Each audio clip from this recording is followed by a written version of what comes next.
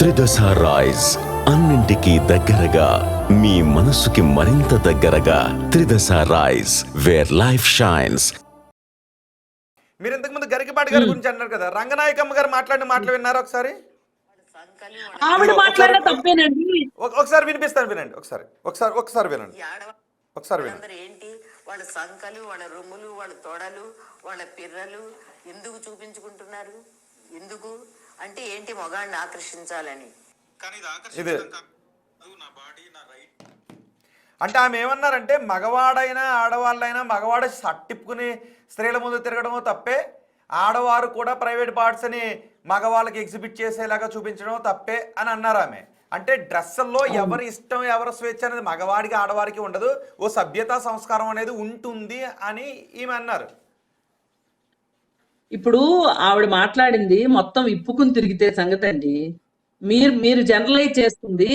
అసలు నేను అదే అంటున్నా. ఈ రోజు మీరు ఇప్పుడు అదే పాయింట్కి వచ్చారు. వీళ్ళ మాట్లాడుతుంది కూడా నేను ఇంతకు ముందు కూడా చెప్పాను. మీరు ఒకసారి కృషి ఆజాద్ ఏదో చెప్పాడు. ఆమె ఏంటి అంటే వేసుకోకుండా సోషల్ మీడియాలో కొంతమంది సెలబ్రిటీలు వచ్చేస్తున్నారు, టాప్ లెస్లు గాను, లేదంటే వాళ్ళు కూడా మహిళలే, కొంతమంది నటులే.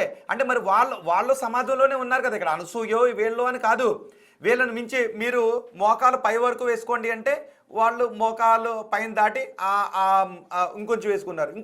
ఇంకొకరు ఇది పర్వాలేదు అనుకున్నప్పుడు ఖుషి ముఖర్జీ లాంటి వారు వచ్చి నెట్ట నిలువున సగం ఒకవైపు వేసుకొని ఇంకొక వైపు మొత్తం వదిలేసింది ఆమె.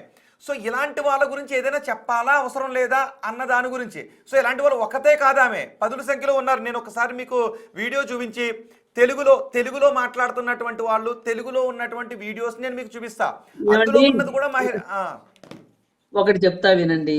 ఇప్పుడు ఆ మధ్య ఏఐ వచ్చినప్పుడు ఇది ఏ పక్కన పెట్టండి, ఏ వీడియోలు కాదు, ఒక మాట వచ్చినప్పుడు ఒక అమ్మాయి వచ్చి బూతులు మాట్లాడుతూ ఉంటే దాని మీద డిస్కషన్స్ పెట్టాం. దానిపైన కేసు అయింది. కేసు అయితే అవి ఆగిపోయినాయి. ఎప్పుడైనా సరే ఒక డిస్కషన్ రావటం మంచిదే. ఓన్లీ డిస్కషన్స్ తో ఆగిపోతే కుదరదు. అవగాహన కలిగించాలి.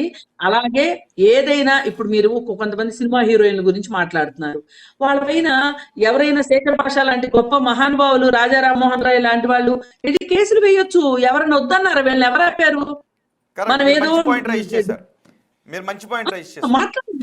మీరు కేసులు వేయండి, అసలు ఎవరు వద్దనరు. ఇప్పుడు ఒకటండి, సమాజానికి ఎవరు వినాశనం చేస్తే వాళ్ళని మనం ఖండించాల్సిందే, వాళ్ళపైన చర్యలు తీసుకోవాల్సిందే.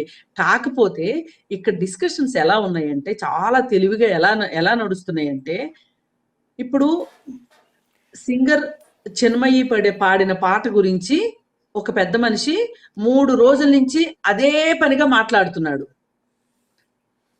ఓకేనా? మరి అది సినిమా కదా అన్నది ఆవిడ. ఇప్పుడు ఇంకొక ఆవిడ ఉన్నారు, ఆవిడ నోటీసులు కూడా అందుకున్నారు నిన్ననే.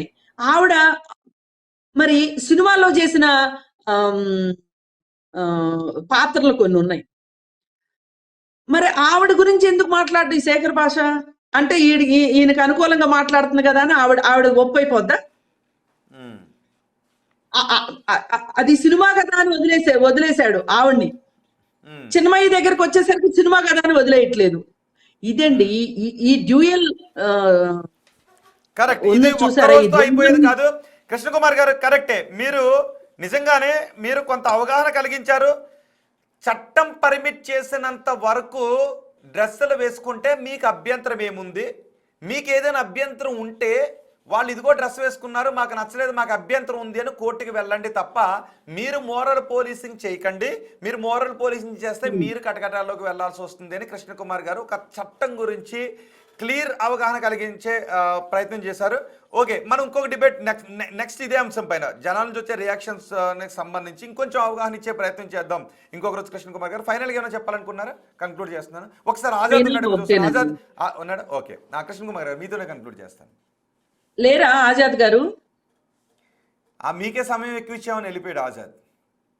అయ్యో పాపం, నేను అందుకే ఆయన మాట్లాడించండి అంటే మీరే మాట్లాడించలేదు.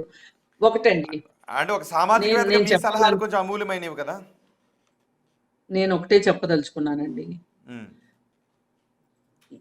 ఎవరు ఎన్ని మాట్లాడినా, ఎవరేం మాట్లాడినా, మీడియా ఎంత పవర్ఫుల్లో యాజ్ వెల్ యాజ్ ప్రభుత్వం కూడా